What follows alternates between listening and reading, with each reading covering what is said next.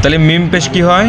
Moon মিম পেশ moon মু, মিম পেশ শুধু মিম পেশ মু মু। যেমন হরকত আছে মিম জবর মা, মিম জের মি, মিম পেশ মু মু। তাহলে মা মি মু, সেই মু, সে মিম পেশ মু মু।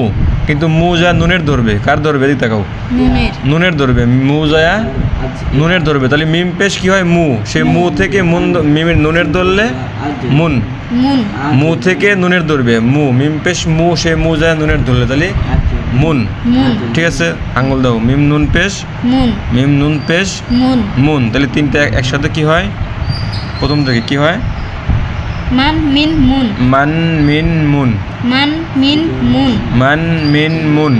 মান মিন মুন মিম নুন জবর মান, মিম নুন নুন জবর মান মিম নুন জবর মান, মিম নুন জবর মান মিম নুন জের মিন, মিম নুন জের মিন মিম নুন পেশ মুন।